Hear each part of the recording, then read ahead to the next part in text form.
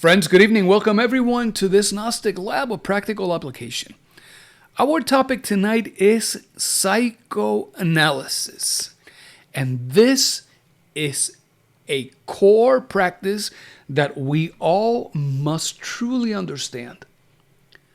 What's going to happen tonight is that I'm going to share with you just a little bit of background on what this is about. And we're going into an open forum where we can share some examples about these transactions, about these structures of the ego. That way we can get a little bit better comprehension and we can use this effectively. So let's start with this thing called psychoanalysis. Many of you who hear these words would immediately experience some kind of cringe factor with psychoanalysis. And perhaps it may have something to do with an experience you have had. Maybe it is just a word that you do not understand well. It could be many different things. But in Gnosis, when we speak of psychoanalysis, we're speaking here about this didactic, this means to do, this teaching, these learnings that can help us eliminate both our positive and negative values. Now, everybody understands eliminating the negative values is very important. That is very easy to comprehend. I mean, we're speaking here about lust and anger, ambition, resentments. We're speaking here about aggregates of murder and destruction. Of course, that is easy to understand. But some also get stuck in the idea of positive values. People would think, why would you want me to eliminate a positive value? If I am altruistic, and while being altruistic, I am bringing happiness, I am alleviating the suffering of others, etc., etc. Why would you want me to eliminate that? And the answer exists behind the very same question. Why would you want me to eliminate that? Yeah, because if you are operating directly from the foundation of your desires and your impulses, well, that may be a positive value. But the fact is that positive values do not know when is it that they need to engage. They do not know when is it that they need to take action. And because they take action at the wrong moment. Sometimes the good intention yields an unintended result. I mean, you must remember the many times in your life when you said something and out of good intention saying it, suddenly you realize that chaos follows and you say, that is not what I meant. Or you do something and the result is something completely undesirable. And as a consequence, you say, that is not what I wanted to do. I did not expect that to happen. So those are examples of the consequences of our positive values. Look, if you get rid of your negative values, you know that there are virtues that are going to emerge from that. By now, you must have been working on eliminating your defects, observing, comprehending, eliminating, and you for sure seeing the benefits of that. And when you eliminate the positive values, the same thing happens.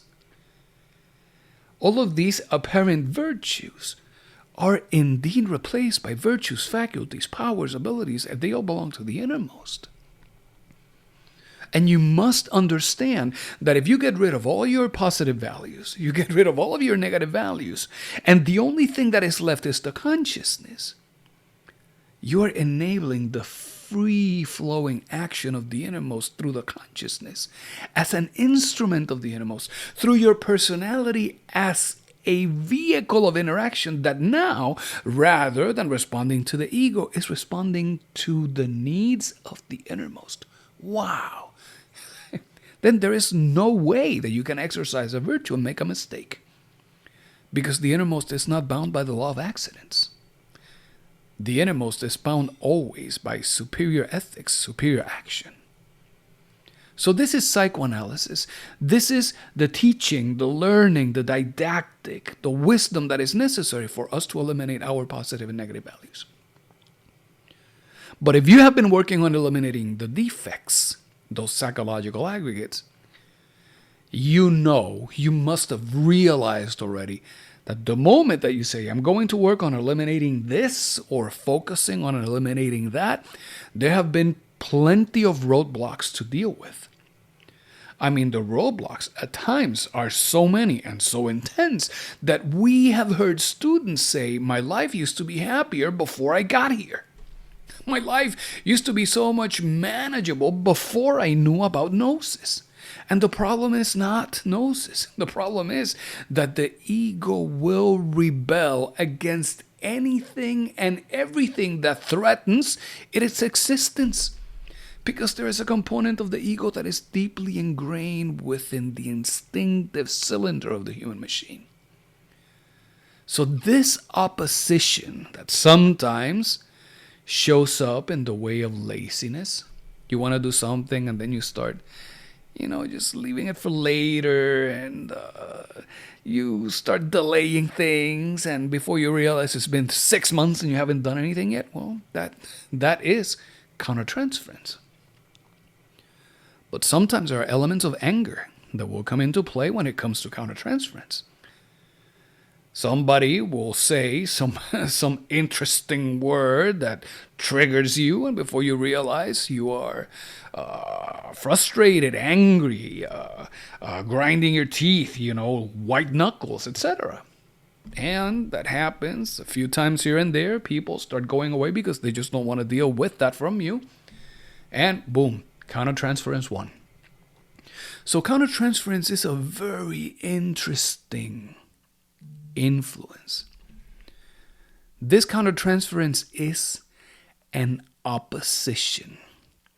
And this counter-transference, it relies in that cycle that you already know about, where you identify with something, you become fascinated with it, and as a consequence, you fall into the sleep of consciousness.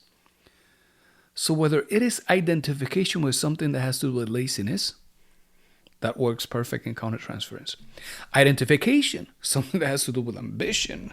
Suddenly you feel motivated, inspired to go out and do something else.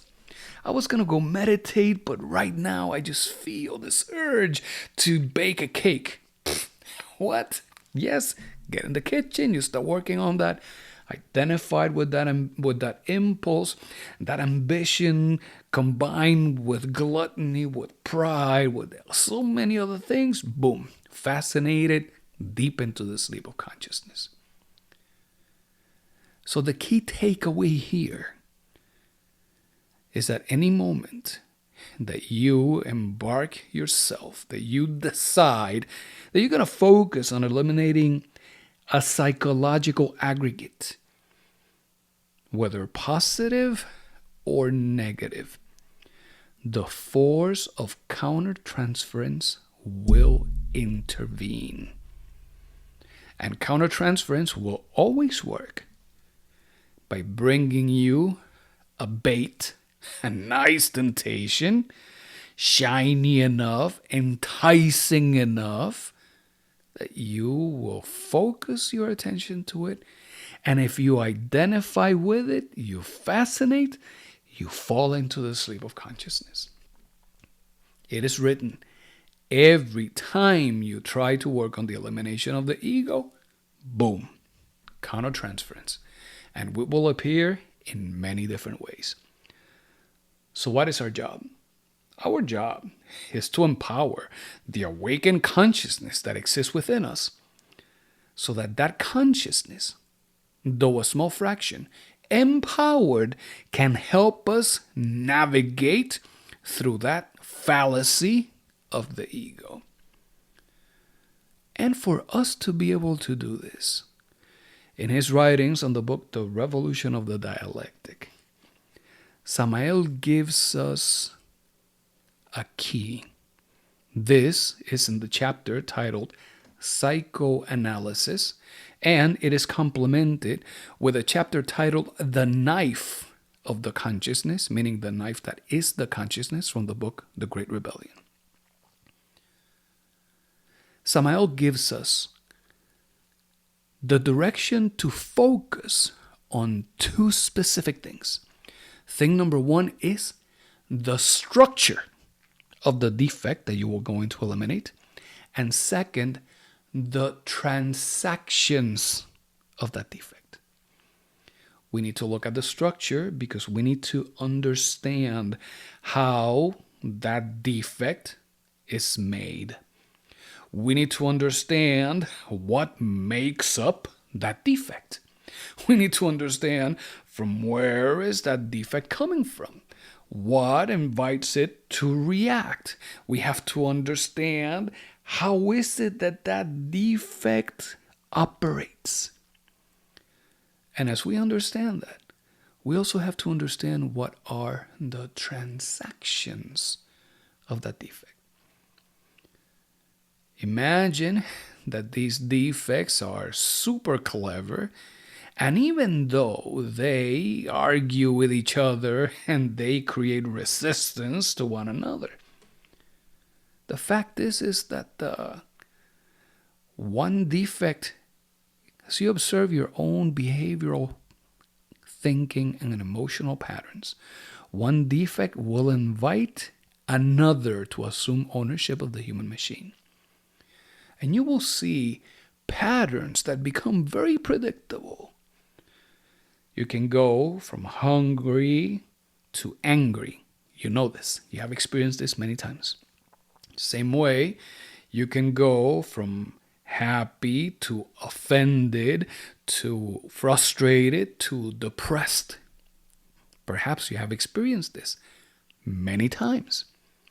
You could find yourself very joyful, and suddenly some words from someone else hurt your pride, and you see that the defect, that positive value of quote unquote happiness, that is just an expression of joy.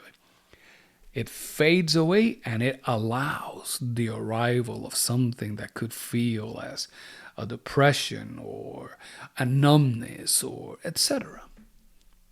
So we must understand the structure so that we can also understand the transactions. And when we start focusing on structure and we start focusing on transactions, it is as if, in a way, we were using the attention of the consciousness that is sneaky to the ego. Just like the ego is sneaky to the consciousness, and it comes with all of these creative ways of fooling whatever is in charge of the human machine. Well, in this way, we are not attacking the ego head first. We are not on a full frontal attack. We are being more clever. And like a very good warrior, we are studying this target and we are identifying its vulnerabilities and its weaknesses. And as we do this, we gain a tremendous degree of understanding. In terms of structural analysis, you have heard us say this before. We need to see how that defect affects our thinking, how it affects our emotions, how it affects our habits. We have been saying this purposefully for a good reason. Because we need to see if the defect in question is rooted in the intellect. We need to see if the defect that we're seeking to study, if it is rooted in the emotional center, if it is rooted in the motor center part of our habits, if it is one of those that is triggered by anything that has to do with taken as a threat to its survival, or if it is something that is entirely sexual in nature. When we start seeing this, we start comprehending this better. And in terms of transactions, we need to see the exchanges between the egos. How is it that you can go from pride to anger, back to pride, back to anger, and you can see that give and take? Or how is it that you can see a chain of defects just flowing one after the other? From pride to frustration, to anger, to sadness, to depression, to fear, all of those happening within the span of a day or a week. As you see this, you will notice the internal conflicts. you will start noticing how many times you yourself are feeling in one way, and within you, you can start hearing, why is it that I am feeling like this? How come this is happening? And you will start noticing how is it that these aggregates respond to this hermetic principle of vibration. The principle says that all things in nature are in constant motion. Nothing stands still. So if that's the case, what is it that we can use so that, like the great masters do, they polarize themselves at a higher degree of energy, at a higher vibration, meaning they shelter themselves within the arms of the innermost. And as they do that, they become more empowered to contemplate, to perceive. Very well. I will invite you all. Open your microphones. If you have your camera available, open your camera. And let's have some good conversation about this so that we can make the most of it. As you do that there on your own, let's start talking about the structural analysis, and let's use some examples. When we speak about defects that are rooted in the intellect, what does that look like? If you're engaging in some conversation with someone, suddenly they challenge, how much do you know? Or they challenge your thinking process. They challenge your logic. Or they simply tell you, you don't know what you're talking about. Anything that has to do with knowing, intellection, memory, quote unquote, what you know. If suddenly you see yourself reacting because of that, it is highly likely that you're dealing with a psychological aggregate that has a very strong root in the intellect. I mean, if you and I are having a conversation, if we were to use our dearest friend Stephanie, and Stephanie is hearing me say these things, and she says, you don't even know what you're talking about. My insignificant person hearing that would suddenly say, who does she think she is? Who is the instructor? Who is the one? How dare she? You see, these are all very superficial reactions. These are all just distractions from the ego. But certainly, the point of contention right there took place when there was some discomfort caused at the intellectual level. And there are many psychological aggregates of pride that are rooted on the intellect. But as you start looking at the others, there are many psychological aggregates of anger that respond to roots and disturbances of the intellect. There are many psychological aggregates of ambition that react because they are rooted in the intellect. Psychological aggregate of ambition. How does that look like responding when it comes to the intellect? Somebody shares an idea and they dangle before you the carrot of riches and money, or perhaps powers and faculties, awakening the consciousness, etc., etc. Now that impact has been received at the level of the mind and the intellect, the reaction of those aggregates of ambition is, whoa, what is that? I want that. I need that information. And they react accordingly. So we cannot just think that these reactions of the ego, that they are always quarrelly, that they are always, in terms of, for lack of a better word, destructive because of conflictive. No. These reactions manifest themselves through a spectrum. But what you must be able to detect is their identification, is their fascination. Because you know what the third thing is? Sleep of the consciousness. How about a defect that is rooted in the emotion? Well, let's use this example. My dearest friend Stephanie and this insignificant person here were having a conversation, and Stephanie suddenly says, "You're worthless." I mean, if anybody has ever called you a bad person, if anybody has ever told you that you're unworthy, that you're worthless, quite sure you can feel in your heart right now how that felt whenever long ago that happened. So that is an indication that there is an aggregate there that is rooted in the emotional center. Isn't that amazing? And there are many aspects of resentment, many aspects of pride, there are many aspects of envy that are all rooted in the emotion, particularly envy. Because the problem with envy is that not only it does not enjoy the great things that happen to others, it's that envy seeks for others to not even enjoy the good things that have come to them because they deserve them. That is how twisted envy is. And how about a psychological aggregate that is rooted in habits? Well, let us tell you this. Let's imagine for a second that you are a person who loves yoga. And you have been practicing hatha yoga for the last 15 years. You are very stretchy, you're very bendy, your body is in good physical shape. You like to go around and get your hands on your heart and bow to others as a sign of respect. And one day you say, "Namaste." And somebody out there says, "You practicing your yoga, who do you think you are?" Suddenly you take offense to that. Like, what do you mean?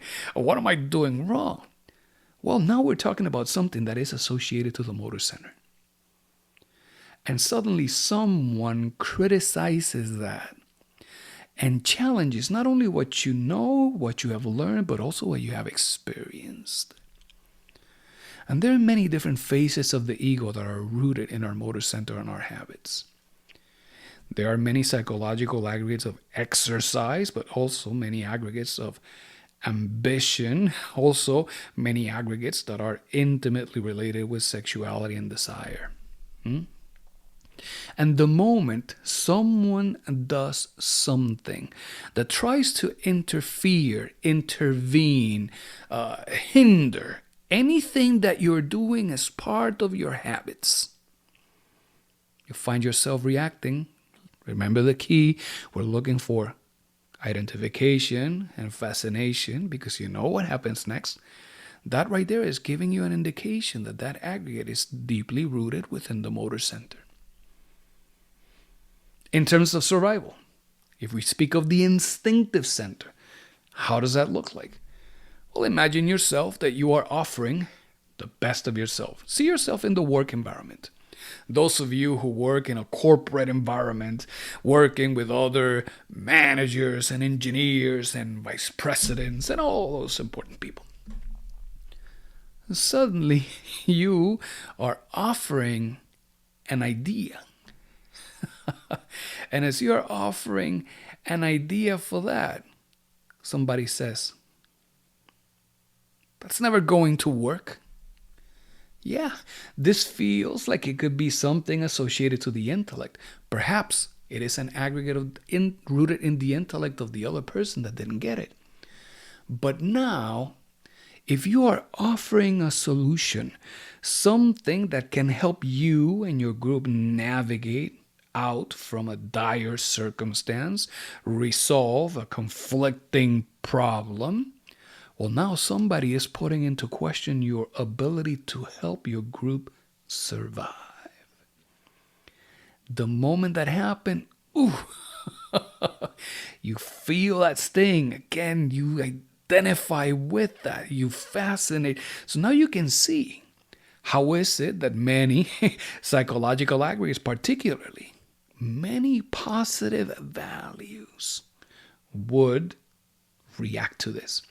See someone that appears to be hungry out on the street, and you're going out there to share of your hard-earned money, and somebody says, "What are you doing? Why are you even giving money to them?" Suddenly that shocks you. And now those positive values that existed in you.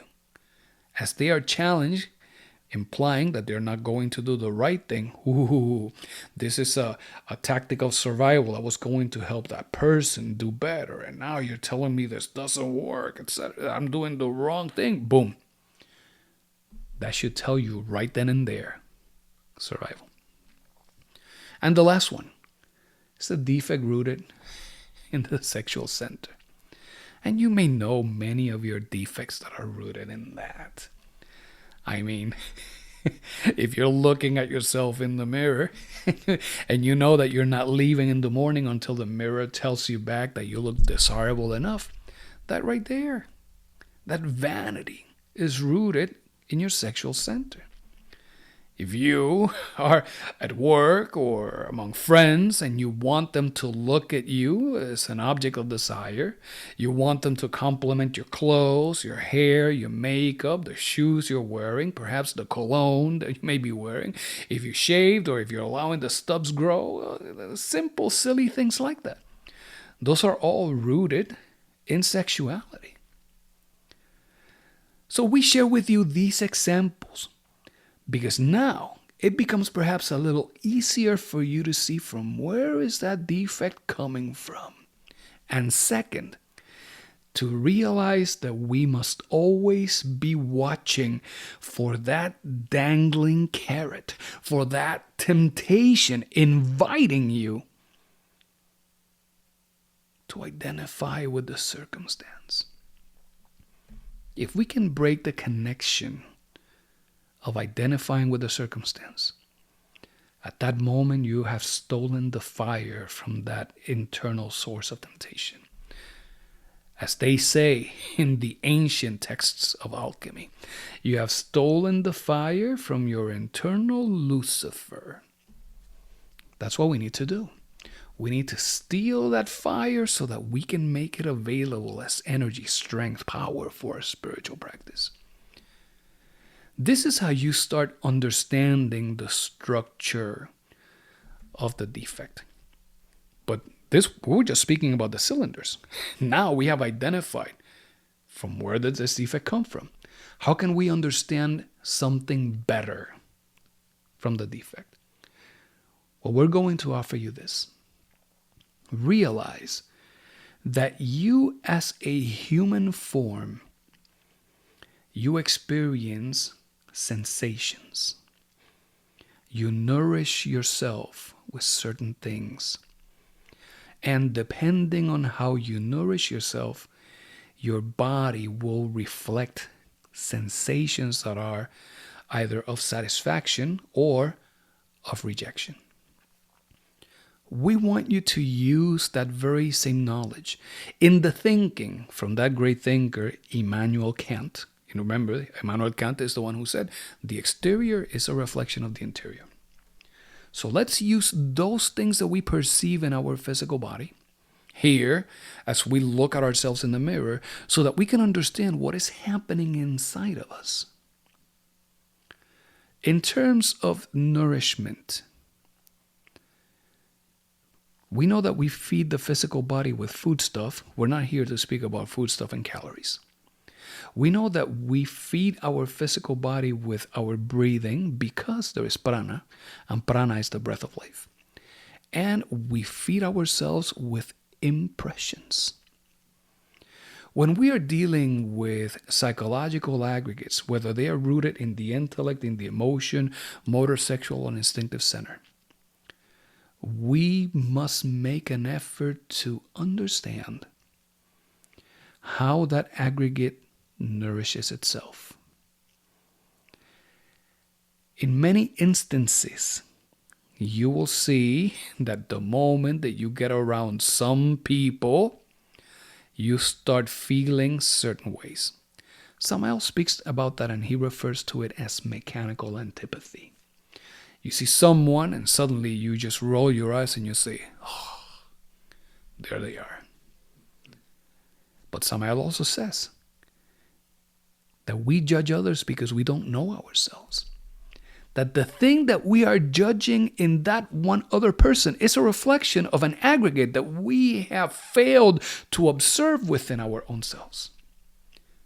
So, in terms of how the ego nourishes itself, you can have psychological aggregates of anger that nourish themselves from those judgments of other people being lazy, of other people being maintained, of other people being the privileged ones and not me. You see?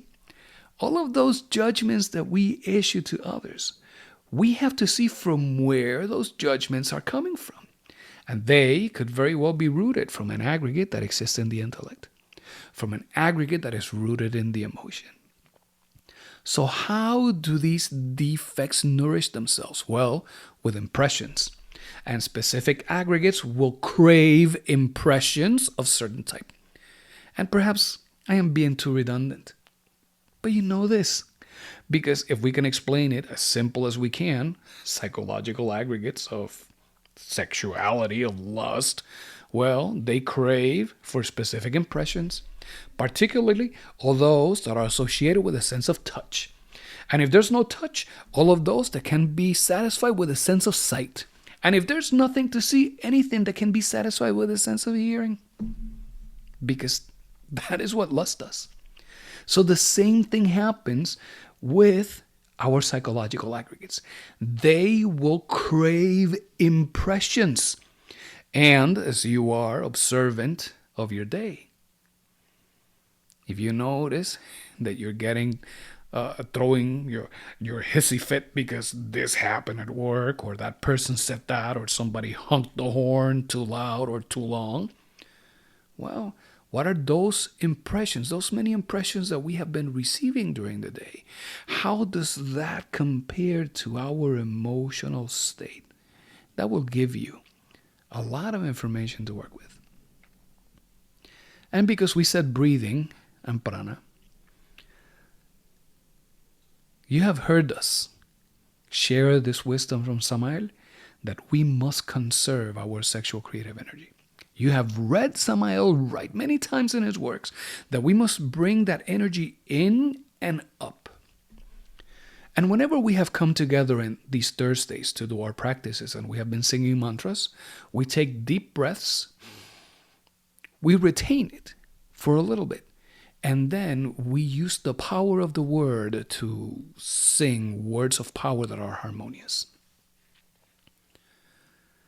As you are observing these defects, it is always of interest to see how is your body handling the use of prana during the manifestation of that defect. For many defects, you will notice that the breathing is not harmonic. You will notice that the breathing is not aesthetically pleasing. It is more of an animalesque nature. And we see that in anger. We see that in those psychological aggregates of depression and sadness. We also see them in those psychological aggregates of lust that have very interesting breathing patterns too. So we must even observe how is it that we're making use of this plentiful, overly abundant energy. Friends, if we can have this magnitude of understanding of just a single defect, and we're only looking at the structure, imagine how much our Divine Mother will be able to work with that depth of comprehension. Imagine how effective the interaction, the intervention of the Divine Mother will be the moment that you invoke of her with your kind heart and you say, Divine Mother, we beg of you to bring your flaming spear of arrows and help reduce this aggregate to a cosmic dust. If you have brought that degree of comprehension, your mother can work tremendously. And with that level of understanding, let's look a little bit at transactional analysis. Observation shows that whenever there are needs of the physical body that have not been satisfied, Those needs generate a series of sensations that result in psychological aggregates that start with mild frustration. They start with a disinterest, a lack of interest in things. That transitions into a mild frustration. That mild frustration transitions into anger. And before long, we have become savage beasts because we must eat something. So notice the progression on the transactions of those psychological aggregates of anger. Observation has shown us that some of us, as we experience anger at different degrees, imagine yourself having one of those crucial conversations at home. Something shockingly happened, you've been blamed, or whatever. Those manifestations of anger tend to bring in psychological aggregates rooted in the motor center. And to dissipate the anger, somebody will run out there and they will get their mop, their bucket, and they will start mopping the floors. Or they will start dusting, or they will start cleaning the kitchen or the bathrooms. But there is like a psychological aggregate of cleaning and rooted in the motor center, positive value, that will come to consume all of that overly abundant misused sexual energy and burn it in some way. Transaction-wise, we have seen that some people experience a shock in their emotional center. Those shocks, identification and fascination, lead them to become indifferent to whatever's happening. Suddenly, they no longer care if they're alive or if they are not. Suddenly, the person will not care if they lose everything because this other thing that has happened is so much worse. You see? And from there, it continues on a downward spiral where that lack of caring goes into sadness. That sadness can go into tears. Eventually, the tears stop.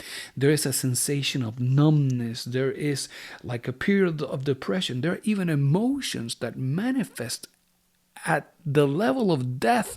And in some cases, people experiencing emotions that seem to be below death, where suddenly the person feels like they are an object, or they are adoring other people or adoring objects and putting people on pedestals, opening doors to things that are tenebrous, etc., etc. But these are progression of those psychological aggregates, one after the other, assuming ownership of the human machine. Notice those patterns. See what exactly happens after your anger has subsided. See what was happening before your ambitions came into play. See what happens before jealousy interrupts your day. You will start noticing that there are some interesting connections that repeat themselves over and over again. And all of these things together make up what Samael refers to as our psychological song. Because as disharmonious as they are, they repeat themselves in a consistent pattern, as if it were a disharmonious symphony. So let's observe. Let's see what is inviting our attention, looking to entice us with that first temptation. If we can break that initial connection of identifying, we will not fascinate. We would have immediately stolen away the fire from that source of temptation. And once we have done that, we are in a position where we are observing. One last thing that we will share. As we have been putting this into practice, at first, we were consistently failing. There was an internal drive saying, there is something here. However, no progress and failing. And it took us a while to realize that the reason for the failure is because we were trying to do this as a thing that I must do. And that was the root of the mistake. Thinking about that petition when we say, "Thy will be done," we must invoke our Father who is in secret. We must offer our actions, our thoughts, our exchanges with others, whether it is the cleaning of the house or the driving of the car or the contribution that we do at work. We must offer that as a gift to our innermost. We must ask our innermost to be the one who participates through our actions, through our words, to be the one presence that fills the room, that reaches everyone's heart, and that we don't take credit for any of the good that comes from that. Because everything is in glory to our Father who is in secret. The moment that we realize this is not me who can do this, we have to offer this exercise as an experience through the consciousness for the innermost. Suddenly the consciousness became more and more perceptive. So I will invite you to offer all of these efforts to your being, but offer them in such a way that as you offer them, that you open yourself to the divine manifestation of that glorious spirit that is our Father who is in secret and nothing else. So that it is His presence, so that it is His force, so that it is that manifestation of the universe through our insignificant persona for the benefit of everyone around us. Wow. When we have done that, the experience has been completely different. And then we can do this last bullet that Samael offers. Start by segregating the ego in question.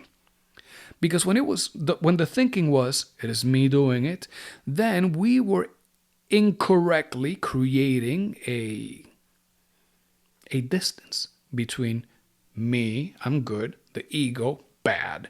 And that's completely incorrect. We need to empower that internal observer, that consciousness that exists in us. And segregating the ego in question means allow the consciousness to perceive. And this segregation, this is not pushing the ego away so that we can see it from far away. No, it is allowing the consciousness to hone in on that defect. Hone in and focus its attention and its concentration on the defect itself. Because when you do that, everything else stands aside. The light of the consciousness illuminates what was that darkness. And when you do that, you are, whether you're realizing it or not, following the very same sequence on the steps of meditation that we have learned in many other lectures. Because now you have made yourself relaxed enough to empower the consciousness. You have stopped the thinking, pratyahara. Now the consciousness is focused. In that focus, it goes into dhyana. Dhyana, concentration. Dharana. It is meditating on that defect.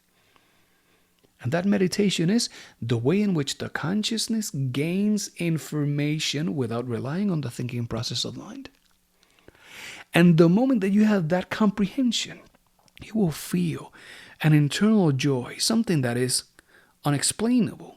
It is like a happiness that brings you lightness into the heart. And that right there, you guessed it, it is a manifestation of samadhi. So, it is important that we understand structure, transactions of our defects. We really hope that this helps bring some light into how to do this and that it motivates you to move forward. We sincerely hope from the depth of our heart that this little thing that we can share with you based on practice, that you can find a way to make it even work better for you. And as you do that every effort that you do, that you continue offering it to your innermost, always for the benefit of others, because that is what constitutes true sacrifice. So, dear friends, to everyone, thank you so much for joining us this evening. This has been our practice on psychoanalysis. To everyone, have a good night. May all beings be happy.